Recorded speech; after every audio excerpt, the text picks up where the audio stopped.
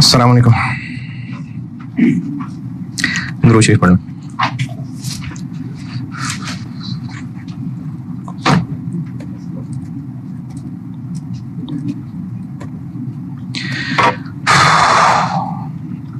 एक सवाल कहा था करने को, फिर किया। कैसे पता वो केस 2 वाला सवाल है? कॉन्टेक्ट साइज पीकेआर में था। कुछ पूछना है? वो मैंने कल कही नहीं थी बात, मेरा ख्याल है कही थी, मैं दोबारा बता देता हूँ। जो हेजिंग स्ट्रेटेजीज हैं, अगर उनको कंपेयर करना हो और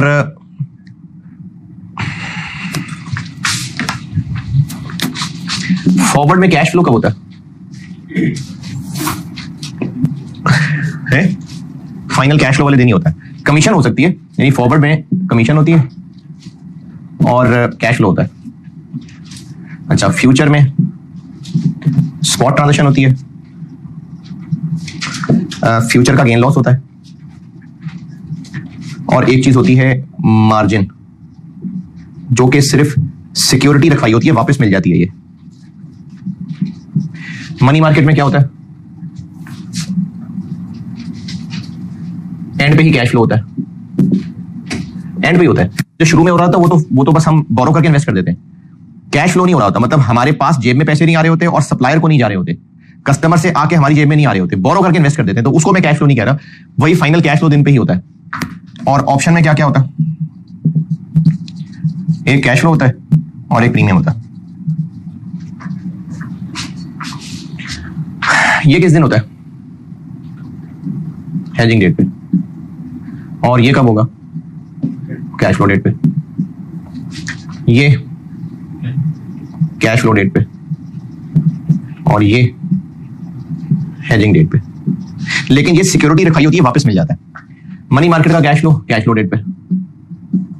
कैश फ्लो डेट समझ आ गया ना मुझे? Final transaction. इसमें ये कैश फ्लो डेट पे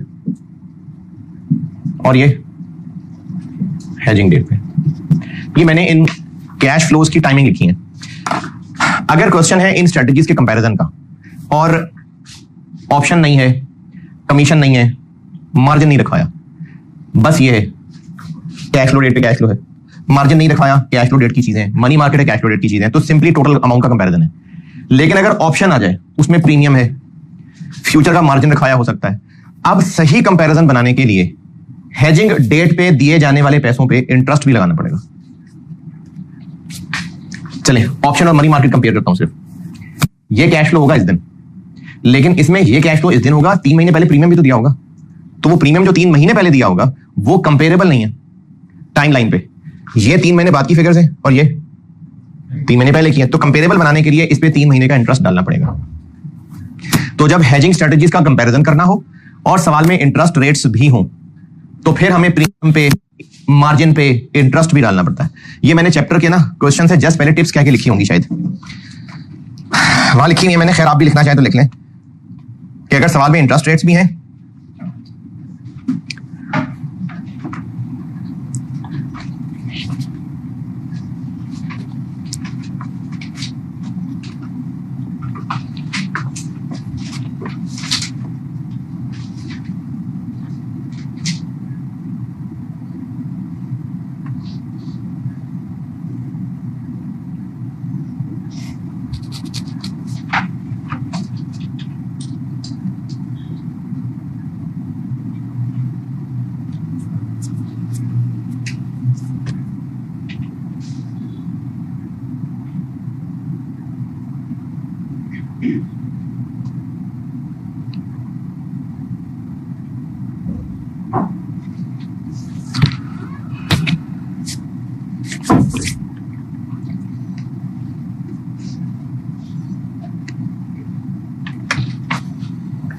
तो इसलिए वो जून 19 वाले सवाल में ऑप्शन पे इंटरेस्ट लगाया हुआ कंपेरेबल बनाने के लिए।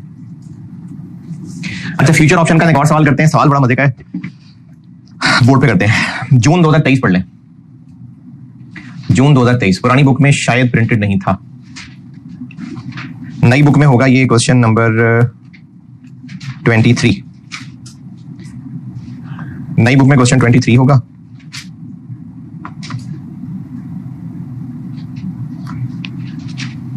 The MCC group June 2023 attempt में क्वेश्चन नंबर 4 था। ये पुरानी बुक में नहीं था प्रिंटेड।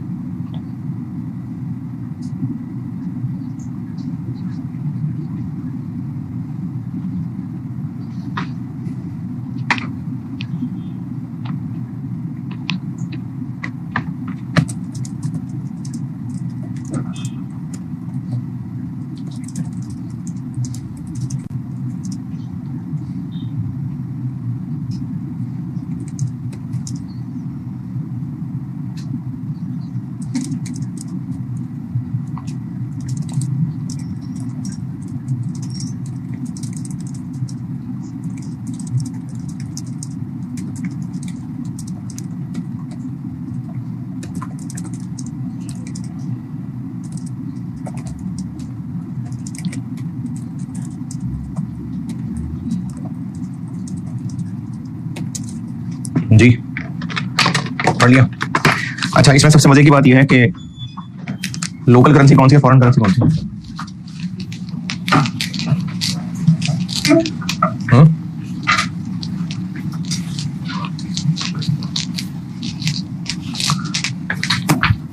हाँ जी है। पीकेआर लोकल है, तो पीकेआर तो कहीं है ही नहीं उधर एक्सचेंज रेट्स में, ना फ्यूचर में है तो ना ऑप्शन में है, तो पीकेआर का तो ताल्लुक ही नहीं बन रहा बीच में है। नहीं देखिए, पीकेआर का तो सिर्फ आपको एक स्पॉट रेट दिया हुआ है 30 जून का। आज है 30 जून, उसके अलावा फ्यूचर का, ऑप्शन का, यहां तो कहीं रुपए का ताल्लुक ही नहीं है। तो लोकल करेंसी कौन सी है? यूएसडी। लेकिन हमने तो अल्टीमेटली सब रुपए में लाना है। अल्टीमेटली लोकल करेंसी रुपए ही है। ये बात दूसरे पैराग्राफ में, हेजिंग पॉलिसी। हम हैं पाकिस्तानी, लेकिन हमारे ना डॉलर्स और यूरोस के अंदर कैश फ्लोज हैं। तो हम किया ये करते हैं कि यूरोस को रुपीज और डॉलर्स को रुपीज में हेज नहीं करते हैं। हम पाकिस्तानी कंपनी, ये दूसरे पैराग्राफ के आखिरी सेंटेंस से पता चल रहा है। Then this is converted into PKR, यानी फाइनली हम पीकेआर में ही आते हैं, फाइनली पीकेआर में आते हैं। लेकिन जो डॉलर और यूरो के कैश फ्लोज हैं उनकी पीकेआर से हेजिंग नहीं करते। जो हमारी डॉलर से रिसीट्स होनी है, क्योंकि डॉलर से रिसीट्स हैं सारी, पेमेंट्स भी हैं लेकिन नेट रिसीट्स ही बनेगी। यूरो की पेमेंट्स हैं नेट, तो हम लोग करते हैं कि यूरो की डॉलर से हेजिंग करते हैं, डॉलर से, यानी फिलहाल डॉलर को अपनी करेंसी मान लेते हैं और यूरो की हेजिंग। देखिए, हम लोग फॉरेन करेंसी की अपने करेंसी के साथ हेजिंग पढ़ते आ रहे हैं अब तक। पाकिस्तानी कंपनी थी, उसने यूरो की ट्रांजेक्शन करनी है तो यूरो को पाकिस्तान के साथ हेज किया।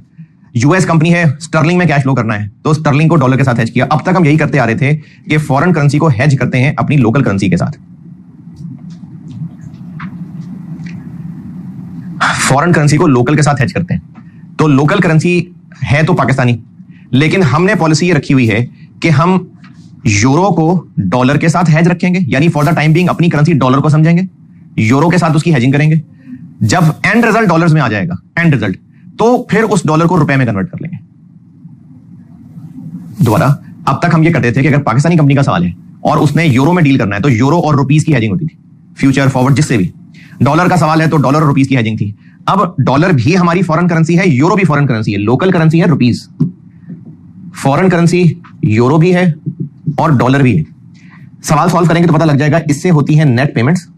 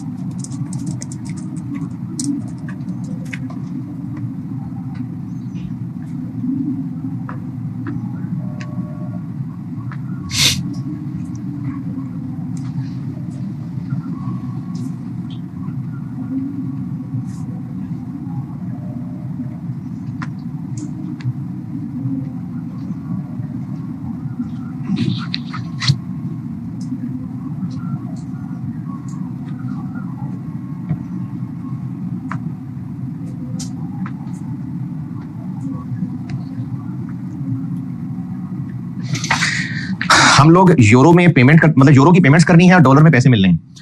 बजाहिर ये भी फॉरेन करेंसी है, ये भी फॉरेन करेंसी है, हमें इसको भी हेज करना था रुपीस के साथ, इसको भी हेज करना था रुपीस के साथ। लेकिन हमारा प्लान ये है कि हम for the time being dollar को अपनी लोकल करेंसी मानेंगे और यूरो को डॉलर के साथ हेज करेंगे। अब जब उसको अपनी लोकल करेंसी मान रहे होंगे तो यूरो पेमेंट्स अल्टीमेटली किसमें एंड रिजल्ट देंगे? डॉलर में। अच्छा, अब जो अब तक सवाल, मतलब अब तक हम समझे सवाल यूएस कंपनी का जैसे करते थे ना, तो इन पेमेंट्स का फ्यूचर हेजिंग से, ऑप्शन हेजिंग से, फॉरवर्ड हेजिंग से नेट डॉलर पेमेंट्स में आंसर आएगा। उस हेजिंग के बाद वाले आंसर को हम इससे नेट करेंगे और फिर जो आंसर आएगा वो हम रुपीस में स्पॉट पे कन्वर्ट करेंगे। ये सवाल की पहले 2 पैराग्राफ समझाए मैंने। एमसीसी ग्रुप कंपनीज, इनके 3 महीने के बाद यानी 30 सितंबर को डॉलर और यूरो के अंदर कैश फ्लोज आने हैं। इन्होंने फैसला यह किया है, हेजिंग पॉलिसी, कि ये यूरो पेमेंट्स को यूएस डॉलर के अगेंस्ट हेज करेंगे और जब यूरो की हेजिंग का एंड आंसर निकलेगा जो डॉलर में निकलेगा, दूसरे पैराग्राफ की दूसरी लाइन, तो उसको यूएस डॉलर की रिसीट्स के साथ नेट करेंगे। It is MCC policy to hedge euro payments against USD. USD receipts are offset against the hedged value of USD payments. यानी इनसे हमने हेजिंग लगा के एंड डॉलर बनाए होंगे। जैसे यूएस कंपनी का सवाल करते थे और उसने यूरो में कैश फ्लो करना होता था तो हमारा एंड आंसर फाइनली डॉलर में आता था। तो वो जो फाइनल डॉलर में आंसर आएगा उस पेमेंट को इस डॉलर रिसीट से नेट करेंगे और जो नेट आंसर आएगा then this is converted into PKR and settled at spot rate at that time. ये पहले 2 पैराग्राफ की अंग्रेजी समझ आइए तो आगे बढ़ते हैं। अगर अंग्रेजी समझ नहीं आई तो दोबारा करता हूं बात। हाँ जी, पहले 2 पैराग्राफ की अंग्रेजी। तो लोकल करेंसी असल में रुपीस है, लेकिन हेजिंग चूंकि हमने इसको डॉलर के साथ रखना है तो अब हेजिंग का सवाल सॉल्व करते हुए हम यूएस कंपनी बनने लगे। अब जब यूएस कंपनी बनने लगे हैं तो इसमें अगला मसला ये आएगा आपको कि ये जो स्पॉट रेट दिया हुआ है ये डायरेक्ट कोड है कि इनडायरेक्ट कोड? क्योंकि अगर आपको डायरेक्ट इनडायरेक्ट नहीं पता होगा तो फिर फॉरवर्ड डिस्काउंट ऐड करेंगे कि लेस करेंगे? कैसे पता चला? क्योंकि अब हम सवाल सॉल्व करते हुए यूएसडी को लोकल मान रहे हैं तो फिर लोकल करेंसी नीचे है तो इनडायरेक्ट कोड, इसलिए इसमें फॉरवर्ड डिस्काउंट ऐड होगा। चले करते हैं सवाल। हमने फॉरवर्ड, फ्यूचर और ओटीसी इन तीनों का, अच्छा मनी मार्केट भी है कि नहीं? मनी मार्केट भी है। इन चारों का रिजल्ट फिर हमने कंपेयर करना है।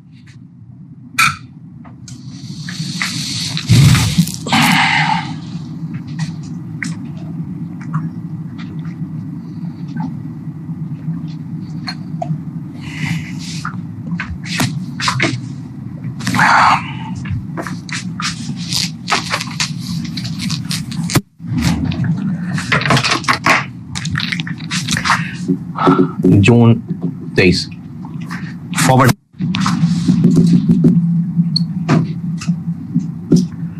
हेजिंग के लिए हमें पहले फॉरवर्ड रेट बनाना पड़ता है। तो अभी इस वक्त करंट स्पॉट कितना है आज के तारीख सवाल में? कैसे पता 30 जून है?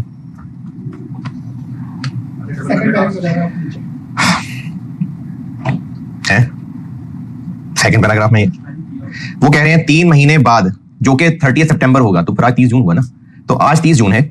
आज स्पॉट रेट कितना है? अच्छा ओहो मैंने क्या शुरू कर दिया। इससे पहले नेट शक्ल तो निकालने क्या है, नेट यूरो का कैश फ्लो क्या है। इस ग्रुप ने यूरो का क्या क्या करना है, टेबल से पता चलता है ना। क्या क्या है?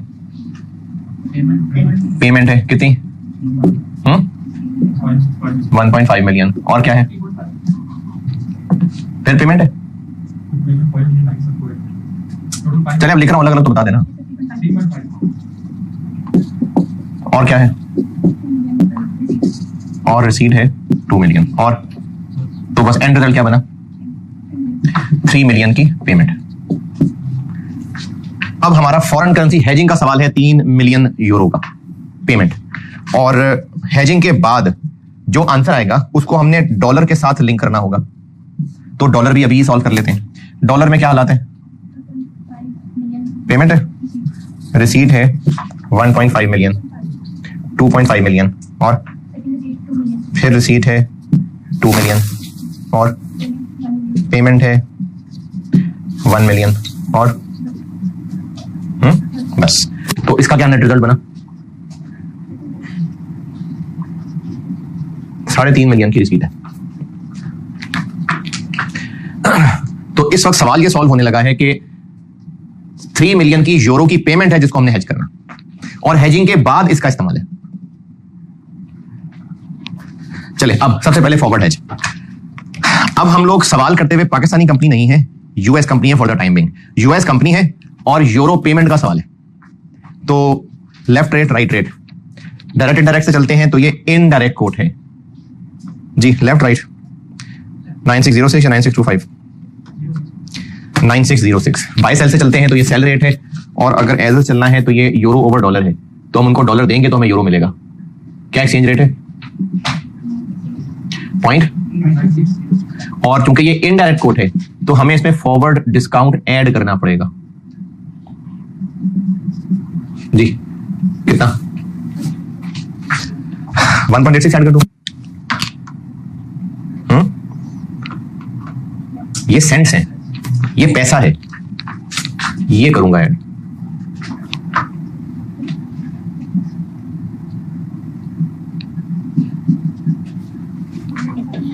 जी 9792। ये फॉरवर्ड रेट बन गया। अब जब हम फॉरवर्ड रेट बनाएंगे तो हेजिंग के बाद डॉलर पेमेंट क्या बनेगी हमारी? फॉरवर्ड रेट बन गया। अब फॉरवर्ड रेट यूज करें तो डॉलर पेमेंट क्या निकलेगी? 3 million euro multiply divide, dollar में आंसर निकाल रहा हूं, डिवाइड 0.9792।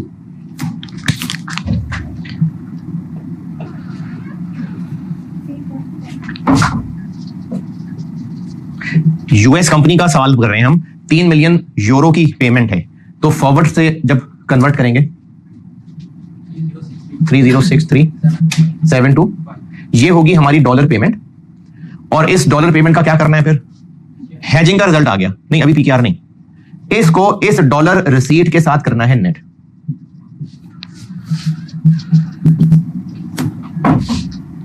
फिर हमारे पास डॉलर आएंगे,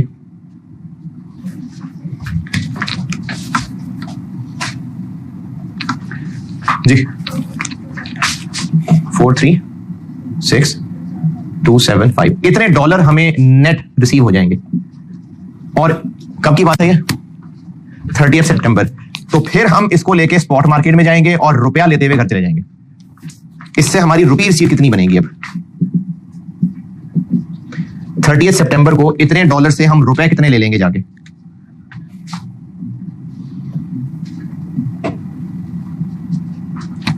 कौन सा रेट लें?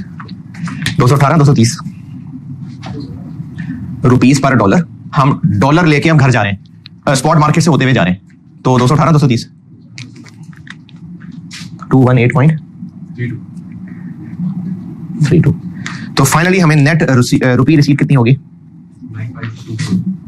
95247558। ये है जी फॉरवर्ड हेजिंग का एंड आंसर। पहले हमने for the time being hedging dollar में सॉल्व करनी है, फिर उसके बाद जो डॉलर रिसीव होनी है उससे नेट करना है, और फिर जो एंड आंसर बनना है उसको स्पॉट के ऊपर रुपीज में लेके चल जाना है। ये पहले 2 पैराग्राफ्स की अंग्रेजी का मतलब है, और ये समझ आ गया तो फिर अगले भी समझ आ जाएंगे।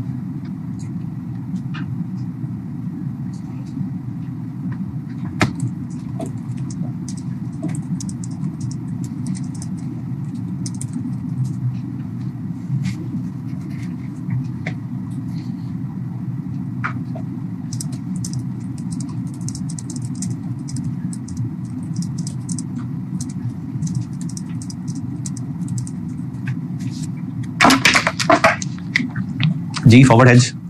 चलें अब हम यूएस कंपनी बनके तो फ्यूचर मनी मार्केट का सवाल करते हैं। अल्टीमेटली हम रुपी में ही आना है, लेकिन सवाल हेजिंग का सॉल्व करते हुए हम यूएस कंपनी। तो मनी मार्केट 3 लाइनों की कैलकुलेशन होती है। यूरो पेमेंट का सवाल है, यूरो पेमेंट का सवाल है, तो आज यूरो इन्वेस्ट करेंगे।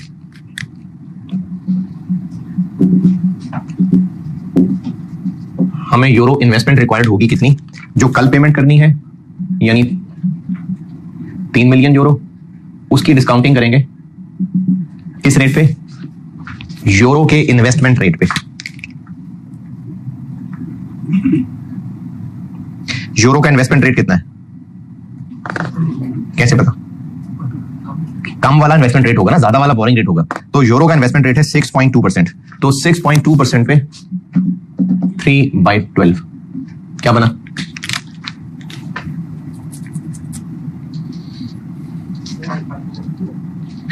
जी 2954210। हमें इतने यूरो आज इन्वेस्ट करने पड़ेंगे। कितने डॉलर रिक्वायर्ड हैं?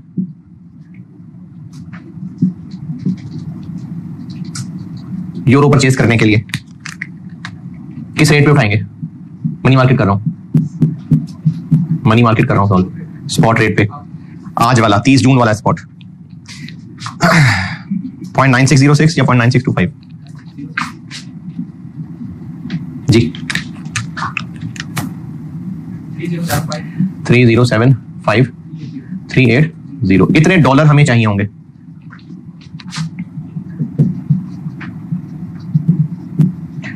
और जब 3 महीने बाद हमें ये डॉलर वापस करने पड़ेंगे तो वो फल फूल के कितने बन चुके होंगे? किस रेट पे फुलाएं इसको? डॉलर बोरोइंग रेट पे वो कितना है? 5.6 तो ये डॉलर कितने बन जाएंगे? 311,843। मनी मार्केट हेजिंग से इतने डॉलर फाइनली हमारी जेब से जा रहे होंगे। और डॉलर कितने रहे होंगे? 3.5 मिलियन। ये हेजिंग एंड हो गई। यहां हेजिंग एंड हो गई। अब हमने उनको आने वाले डॉलर के साथ नेट करना है। 381,565। और इतने डॉलर हम जब स्पॉट से जाके रुपीस में कन्वर्ट कराएंगे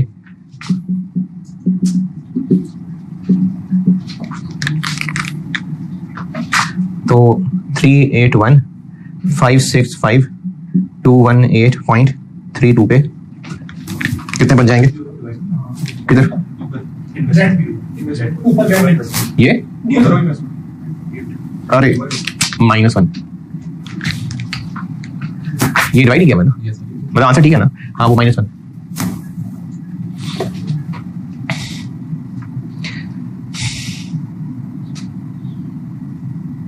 कितने रुपए हाथ आएंगे? 833,03,271। तो अगर हम मनी मार्केट हैच पे गए तो ये एंड रिजल्ट है। अब फ्यूचर पे चलते हैं।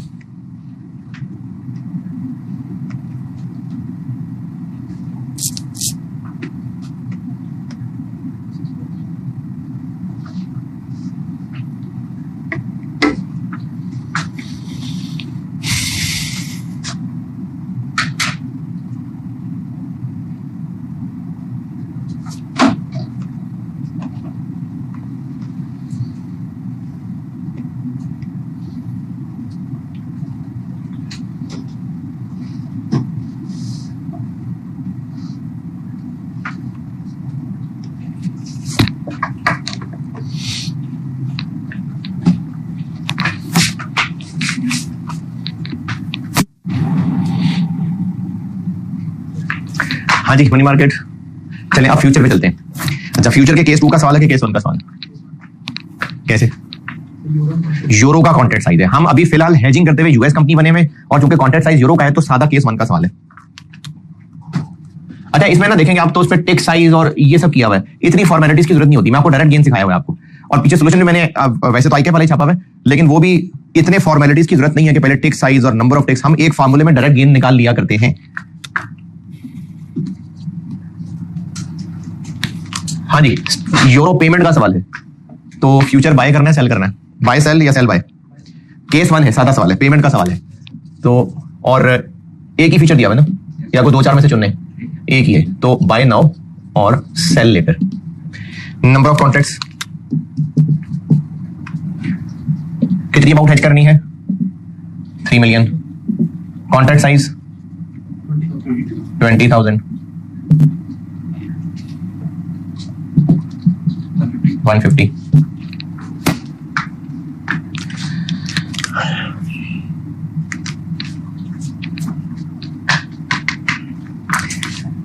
Spot transaction. डॉलर पेमेंट कितनी जाएगी स्पॉट? 3 million euro. 30 सितंबर स्पॉट 0.9797।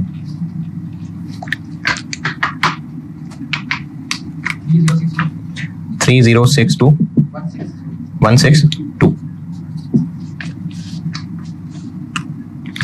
और फ्यूचर का आउटकम क्या निकला?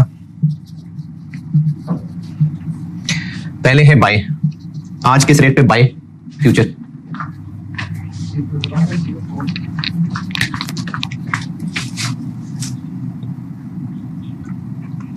1.0452 ये बाय है, और सेल 198, तो लॉस हो गया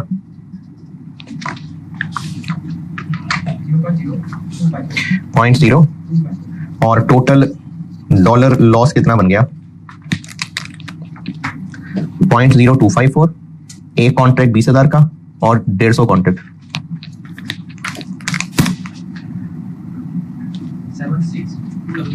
76।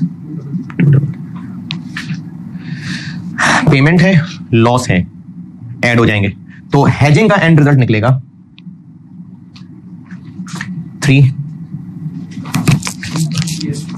138,362। ये हेजिंग का नेट रिजल्ट निकला है।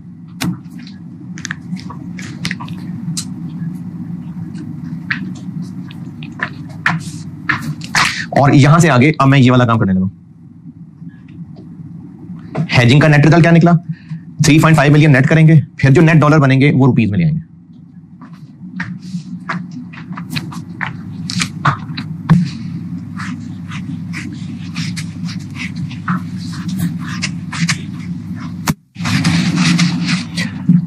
इसी से आगे चल रहा हूं।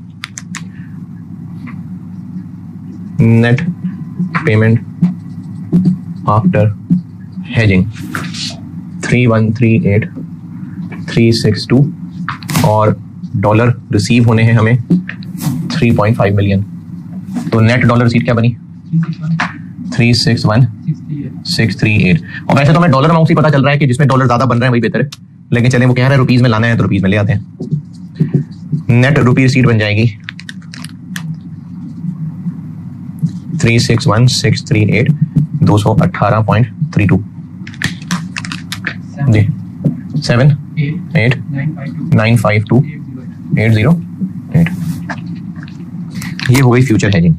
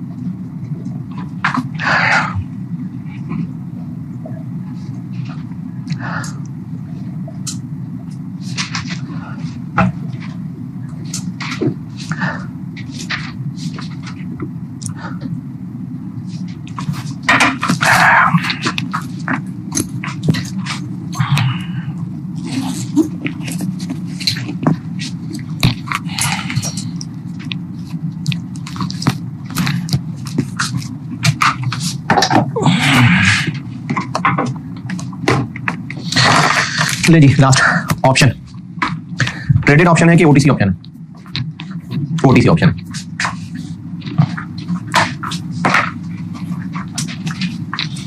और ओटीसी ऑप्शन है 9850 स्ट्राइक प्राइस पे। तो अगर हम ऑप्शन एक्सरसाइज कर लेते हैं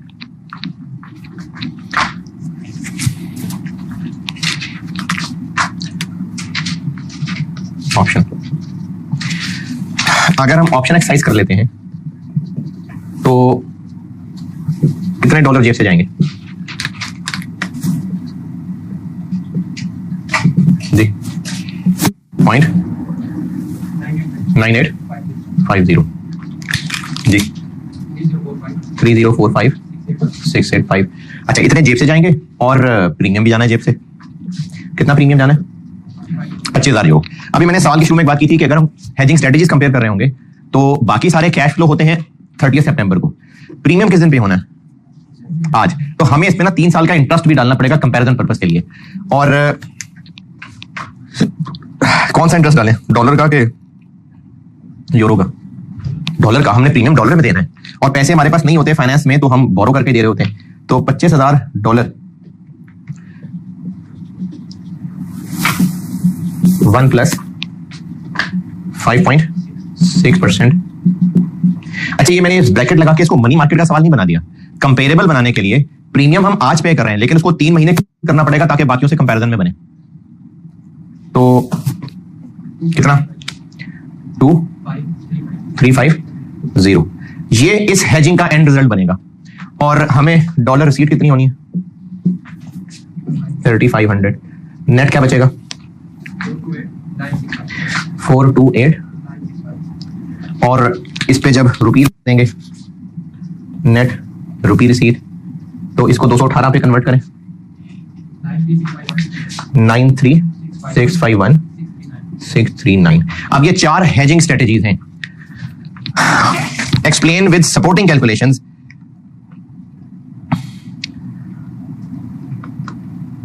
तो इन चारों में से कौन सा बेहतर है?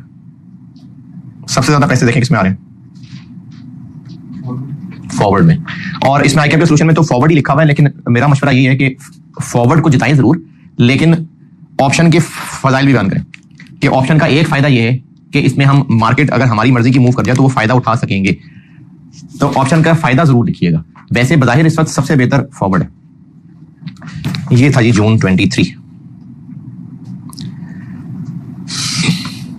ये एग्जाम कंडीशन में बड़ा टफ सवाल था। पेपर में बैठ के ये बहुत परेशान कौन था कि हम कौन है? हम यूएस हैं कि हम पाकिस्तानी हैं? तो हैं पाकिस्तानी, लेकिन हेजिंग यूएस बन के करनी थी।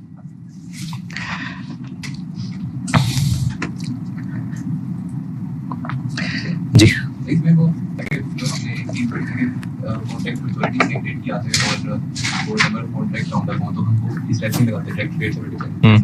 तो हमें कैसे पता इसमें फ्यूचर कॉन्ट्रैक्ट कौन सी मेजॉरिटी वाला? उसने ये तो नहीं कहा कि 30 सितंबर वाला फ्यूचर है। अच्छा, सितंबर फ्यूचर्स देखें, उसमें उसने आपको खुद दे दी है 30 सितंबर की फ्यूचर की प्राइस। ये भी हो सकता है कि वे कहना चाह रहा हो कि ये वो फ्यूचर दे रहे हैं आपको जो सितंबर की हेजिंग के लिए जरूरी है। वैसे अगर ये वाकई सितंबर फ्यूचर होता तो इसकी 30 सितंबर पे प्राइस वही होनी चाहिए जो उस दिन का स्पॉट है। लेकिन अगर वो आपको खुद एक क्लोजिंग फिगर दे रहा है तो उसको यूज कर लें। या तो हो ना कि उसने क्लोजिंग फिगर ना दी हो और हमें पता है कि वही मेच्योरिटी है तो हम उसी दिन का स्पॉट इसकी क्लोजिंग प्राइस ले लें, लेकिन वो खुद आपको उस दिन की फ्यूचर की क्लोजिंग प्राइस दे रहा है। मेरी इसके बारे में अंडरस्टैंडिंग ये है कि ये सितंबर मेच्योरिटी वाला फ्यूचर नहीं है, ये वो फ्यूचर है जो हम इस हेजिंग के लिए यूज करने लगे। हाँ जी, जून 23। ओके, अच्छा जी, जून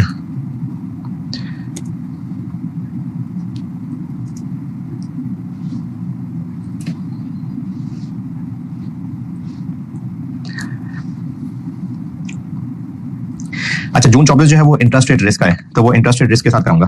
दिसंबर 23 कर लिया, जून 23 कर लिया, दिसंबर 22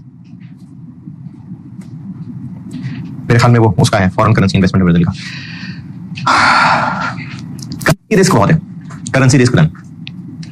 करेंसी रिस्क से ना स्टेप्स मिलते जुलते हैं, इसलिए करेंसी रिस्क के साथ ही मैच करके करा रहा हूं कमोडिटी रिस्क। यार ये कपड़े से साफ करा दिया, बहुत सारा है।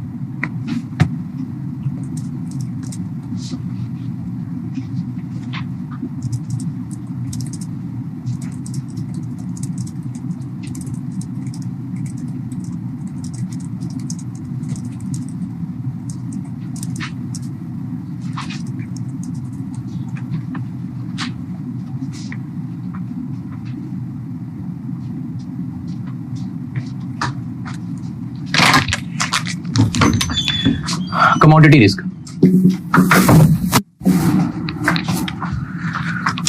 करेंसी के बहुत किए सवाल,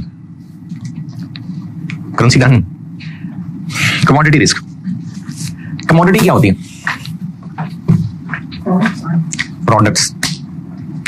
हाँ ठीक है, यानी वो चीजें हैं जो इंटरनेशनली यूज हो रही होती हैं, जैसे गोल्ड है और स्टील है, कॉपर है, चावल, गंदम, ये इंटरनेशनली यूज हो रही, क्रूड ऑयल, ये कमोडिटीज हैं, ये इंटरनेशनली यूज हो रही होती है।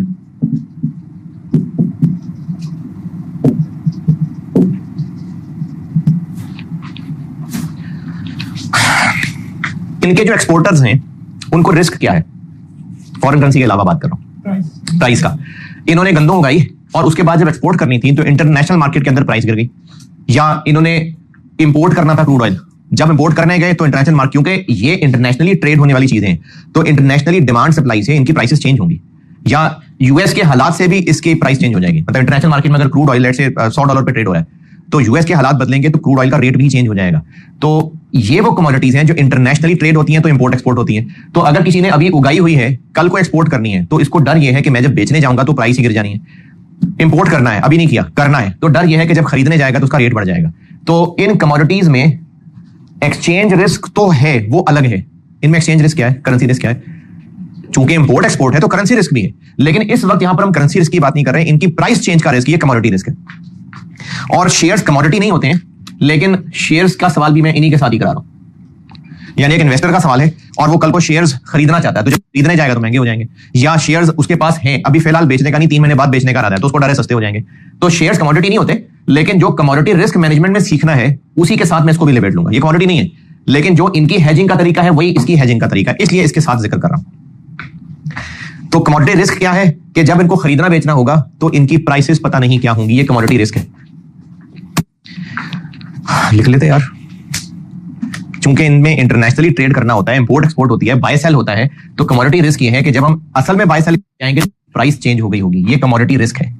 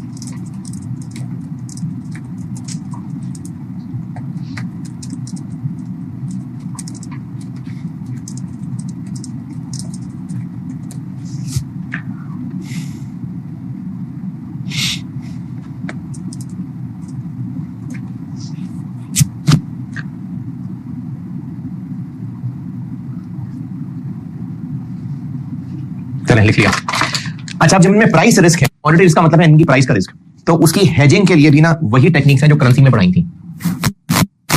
यानी इसमें भी फॉरवर्ड होगा, फ्यूचर होगा, ऑप्शंस होंगी, इसमें भी वैसे मनी मार्केट नहीं होगा, लेकिन फॉरवर्ड, फ्यूचर, ऑप्शंस होंगी। और फॉरवर्ड में क्या तरीका था? करेंसी फॉरवर्ड में हमें एक पार्टी जो कि बैंक है, वो कल के लिए एक रेट तय कर देती थी। किस चीज का रेट? फॉरेन करेंसी का एक्सचेंज रेट। अब मैं इसकी वर्डिंग चेंज करता हूं। हम जिस प्रोडक्ट की हेजिंग करने जा रहे थे फॉरेन करेंसी, बैंक हमें उस प्रोडक्ट के 1 यूनिट की प्राइस आज ही तय कर देता है। तो कमोडिटी फॉरवर्ड क्या होगा? इसके 1 यूनिट की प्राइस आज ही हमें कोई तय कर देगा। तो वहां पर जो रुपीज पर डॉलर का फॉरवर्ड रेट था, यहां पर रुपीज पर बैरल हो सकता है, रुपीज पर आउंस हो सकता है, रुपीज पर टन हो सकता है। वहां पर फ्यूचर मार्केट में क्या था, क्या वादे बिकते थे, क्या खरीदने बेचने के, करेंसी बेचने खरीदने के। यहां पर फ्यूचर मार्केट में क्या वादे बिकते होंगे, कमोडिटी खरीदने बेचने के। वहां कॉन्ट्रैक्ट साइज क्या होता था, कॉन्ट्रैक्ट साइज करेंसी की क्वांटिटी 25,000 यूरो, 62,500 इनकी क्वांटिटी थी ना। यहां पर कॉपर का फ्यूचर होगा, गोल्ड का फ्यूचर होगा, क्रूड ऑयल का फ्यूचर होगा, तो कॉन्ट्रैक्ट साइज क्या होगा, इनकी क्वांटिटी होगी 100 बैरल, 4 टन, 20,000 टन, 20,000 आउंस, इनकी क्वांटिटी कॉन्ट्रैक्ट साइज होगा। वहां पर फ्यूचर की प्राइस क्या चीज थी, रुपीज पर डॉलर। यहां पर फ्यूचर की प्राइस क्या होगी, रुपीज पर टन। बिल्कुल सेम तरीका है, उसी तरह से गेन लॉस निकलेगा, उसी तरह से number of contract, spot transaction, gain loss on future, बिल्कुल वैसे ही होगा। बस केस 1 केस 2 नहीं होगा। वहां तो करेंसीज थी ना, तो केस 2 भी था। यहां पर तो कोई केस 2 नहीं है, तो सादा सा केस है। तो फ्यूचर सब बिल्कुल वैसे ही है। अच्छा, वहां पर ऑप्शन किस बात की थी कि हम चाहें तो डॉलर खरीदें या बेचें। पुट ऑप्शन क्या थी, बेचने की ऑप्शन। कॉल ऑप्शन खरीदने की ऑप्शन। यहां पर क्या होगी, कॉपर की पुट ऑप्शन, कॉपर बेचने की ऑप्शन। कॉल ऑप्शन कॉपर खरीदने की ऑप्शन। तो ये बिल्कुल वही है जो करेंसी में था। मैंने ना एक मैपिंग की हुई है इस चैप्टर के आखिर में, देखें सवालों से पहले। एक ये जो भी ज़बानी बोला है ना, ये मैंने लिख के दिया हुआ है, एक मैपिंग की हुई है, एक छोटा सा टेबल बनाया हुआ है, चेक कर लें। सवालों से जस्ट पहले एक टेबल बनाया होगा मैंने, कमोडिटी और करेंसी रिस्क की ना मैपिंग करके दी हुई है। यही सब जो भी ज़बानी बोला है मैंने, मेरे ख्याल से सवालों से 2 पेजेस पीछे मिल गया। कमोडिटी रिस्क का मैंने एक टेबल बनाया हुआ है, यही जो भी ज़बानी बातें बोली है ना, ये उस पर मैपिंग बना के दी हुई है। सब कुछ वही है, सिर्फ फॉरेन करेंसी की जगह कमोडिटी आ जाएगी।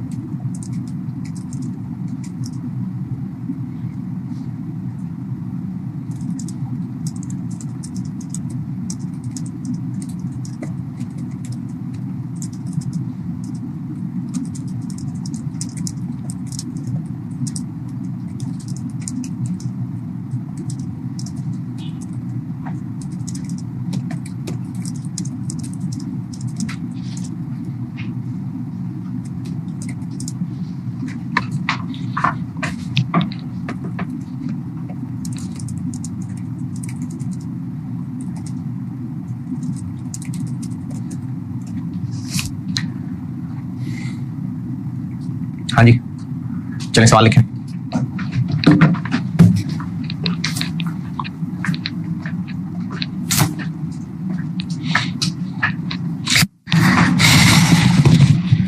बिजनेस, अच्छा फ्यूचर में मैंने आपको ये बात बताई थी कि हम जो काम कल करने से डर रहे होते हैं उसी का फ्यूचर आज करते हैं। An investor has 6500 shares of company A, 6500 shares of company A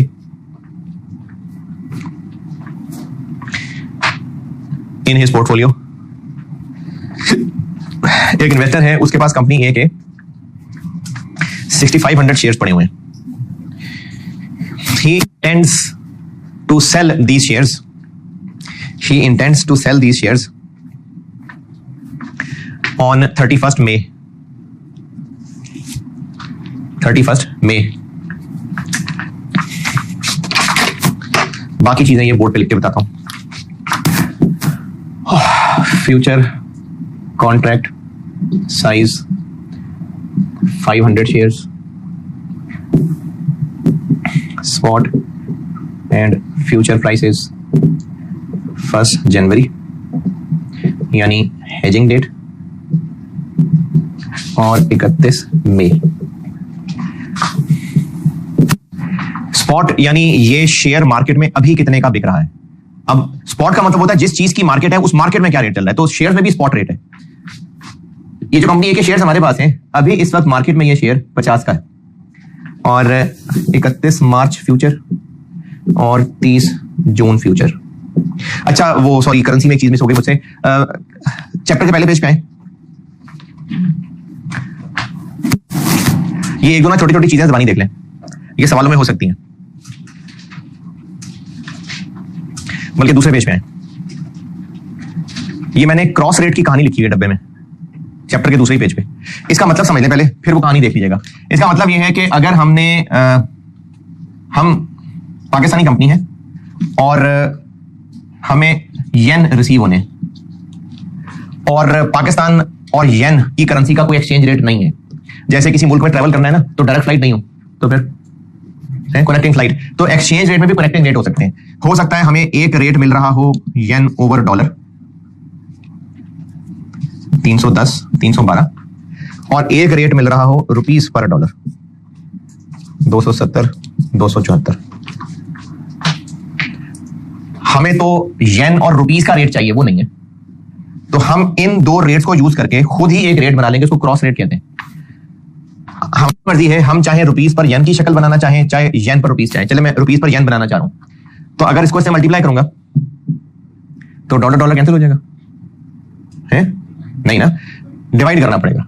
अगर मल्टीप्लाई करना होता ना, मल्टीप्लाई करना होता इस सूरत में, अगर इस शक्ल के रेट दिए होते तो मल्टीप्लाई करना होता, लेफ्ट को लेफ्ट से राइट को राइट से, ये शक्ल आ जाती, डॉलर डॉलर कट जाता, रुपीस पर येन रह जाता। लेकिन अगर रेट है इस शक्ल का,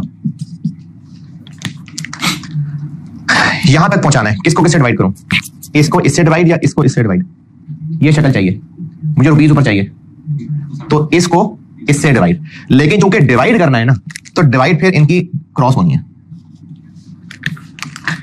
इसको इससे डिवाइड, इसको इससे डिवाइड, तो जो शक्ल बनेगी वो क्रॉस रेट कहलाता है। ये डब्बा पढ़ लें, सारा मैंने मिसाल से समझाया है।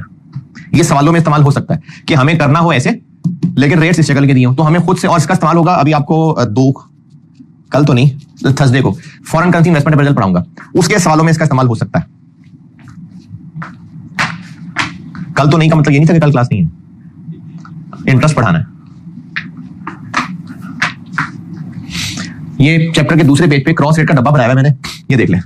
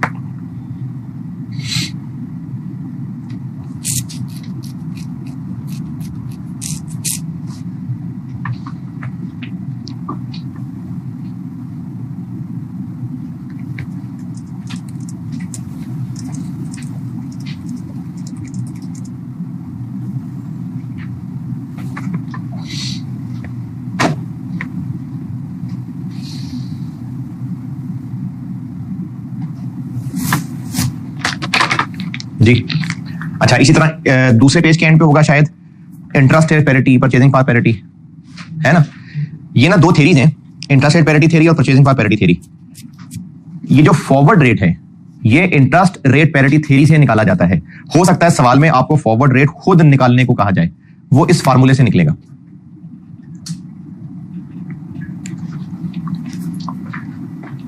क्या मैंने फार्मूले के नीचे एग्जांपल दी है? नहीं ना, एग्जांपल से बताता हूं। इंटरेस्ट रेट पैरिटी एग्जांपल से बताता हूं तो बिल्कुल वैसी ही कहानी परचेजिंग पावर के लिए भी होगी। इंटरेस्ट रेट पैरिटी थ्योरी का कहानी ये कि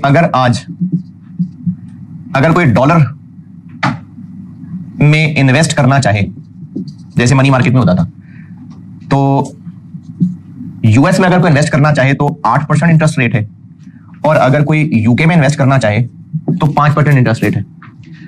अब यूके में एक बैठा हुआ बंदा है, उसके पास 1000 स्टर्लिंग थे। उसने सोचा कि मैं अगर स्टर्लिंग इन्वेस्ट करूंगा तो कम कमाई है, डॉलर में ज्यादा कमाई है, तो उसने क्या किया, उसने स्पॉट रेट पे डॉलर्स में कन्वर्ट किया। लालच में वो डॉलर्स में गया, डॉलर्स में इन्वेस्ट कर दिया। 1 साल के बाद उसकी डॉलर अमाउंट कितनी बन चुकी होगी?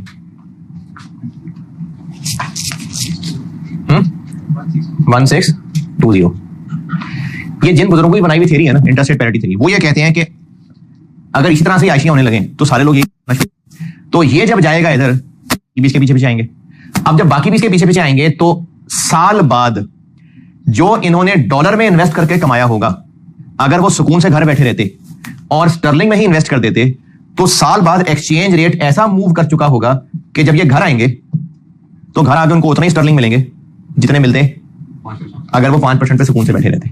तो इस थ्योरी के मुताबिक स्पॉट रेट चेंज हो जाएगा और चेंज होके वो वही रिजल्ट देगा कि यहां से यहां आने वाले को कोई फायदा नहीं होगा। अगर वो यहीं रहता तो साल बाद स्टर्लिंग कितने हो गए होते? 1050। तो अगर वो यहां से डॉलर लेके जब स्टर्लिंग में लेने आएगा तो एक्सचेंज रेट क्या हो चुका होगा कि उसको इतने ही स्टर्लिंग मिलेंगे। कैसे निकालें? 1620 को डिवाइड कर दें 1050 से 1.543। ये इन बुजुर्गों का ख्याल है जिन्होंने ये थ्योरी बनाई। उनका ख्याल है कि अगर इंटरेस्ट रेट्स में फर्क हो तो जहां इंटरेस्ट ज्यादा मिल रहा होगा लोग उधर जाना शुरू करेंगे। लोगों की इस मूवमेंट की वजह से एक्सचेंज और फिर वापस आने की वजह से एक्सचेंज रेट ऐसा मूव करेगा कि फायदा एंड पे किसी को नहीं होगा। वो वहीं रहेंगे जहां वो यहीं बैठे रहते तो मिलता। जैसे अगर किसी को पता चले जी फलानी जगह से ना वो मोबाइल सस्ते मिलते हैं, वो वहां जाएगा, खरीदेगा, यहां लाके बेचेगा। अब जब 2-4 लोग ये काम करना शुरू करेंगे तो यहां की भी प्राइसेस चेंज होनी शुरू हो जाएंगी, और वो जो उसको वहां से सस्ता मिलता था और ट्रांसपोर्टेशन डाल के वापस आता तो इन द एंड इफेक्टिवली उसको सेम प्राइस पड़ना शुरू हो जाएगी, सब आपस में एडजस्ट हो जाएंगे। तो इस थ्योरी के मुताबिक अगर 2 मुल्कों की करेंसी के इंटरेस्ट रेट में फर्क है तो फिर कल को एक्सचेंज रेट मूव करेगा ही करेगा। अच्छा, 1.543 ऐसे कैलकुलेट हुआ है। ये 1620 कैसे बना? 1500 1 प्लस 8%। 1050 कैसे बना? 1000 1 प्लस 5%। ये 1.443 ऐसे बना। इनको अलग कर लिया, ब्रैकेट को अलग कर लिया, ये क्या बन गया? आज का जो स्पॉट रेट है।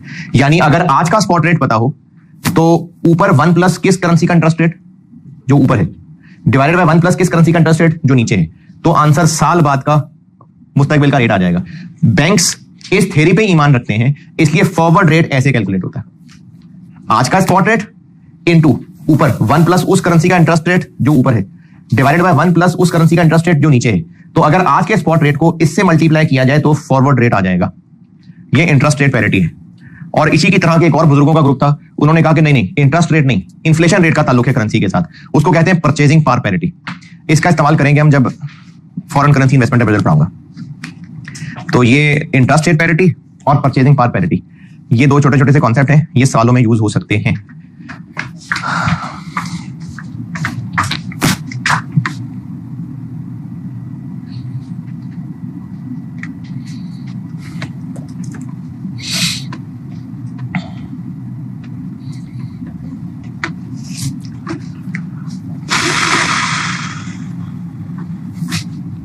अच्छा, ये शेयर वाला सवाल समेट को फिर ब्रेक करता हूं।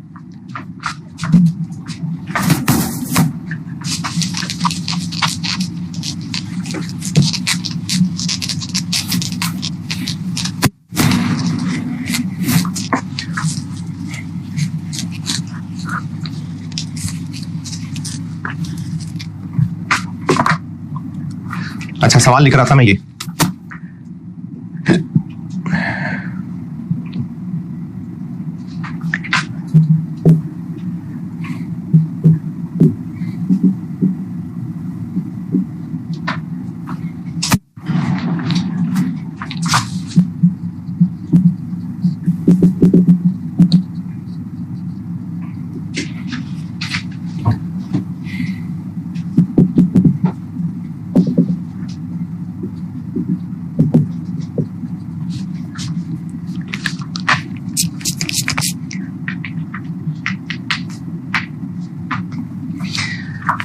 स्टेप्स लिखता हूं और सॉल्यूशन करता हूं।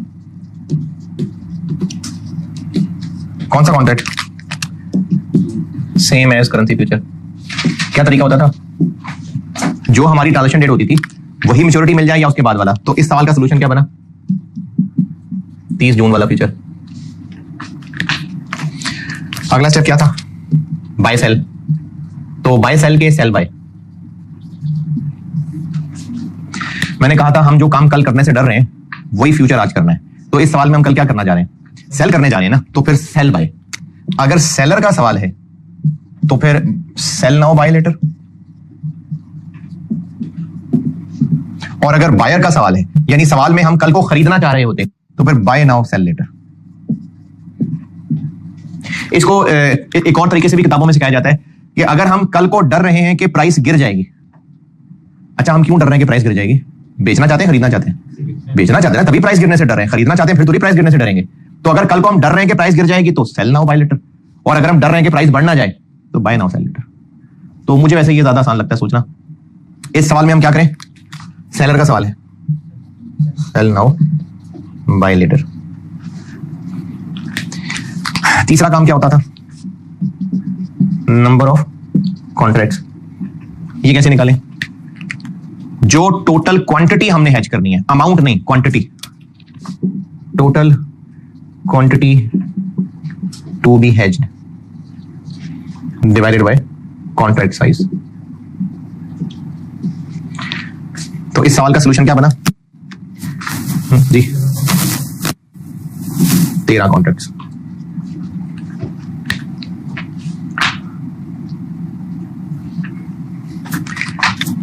चौथा काम क्या था? Spot transaction. यहां पर स्पॉट ट्रांजैक्शन क्या होगी? हम शेयर्स जाके स्टॉक मार्केट में बेच देंगे। तो जब बेच देंगे तो एक्चुअल प्रोसीड्स कितने होंगे? कितने के बेचेंगे? 31 मई को जाके। कल बेचेंगे ना, आज थोड़ी बेचने। 31 मई को बेचने मैंने कहा था। 31 मई का था ना सवाल में, क्या लिखवाया था? तो 31 मई पे बेचेंगे ना जाके। कितने पैसे मिलेंगे? 292। और फ्यूचर मार्केट का आउटकम सेल किया था आज कितने पे? 45। कल बाय कितने पे करेंगे? 39। 6 रुपए का हो गया गेन। टोटल गेन जी 6 रुपए पर शेयर इनटू, बिल्कुल फ्यूचर जैसा, करेंसी फ्यूचर जैसा, into contract size into number of contracts जी 39,000। तो रिक्वायरमेंट 1 का आंसर क्या होगा? सेल प्रोसीड्स है और गेन है, ऐड हो जाएगा। और इफेक्टिवली हमें एक शेयर कितने का पड़ा? जो आंसर आएगा उसको 6500 से डिवाइड कर देंगे। तो बिल्कुल करेंसी फ्यूचर जैसा ही है करने में। चले नमाज पढ़ लें।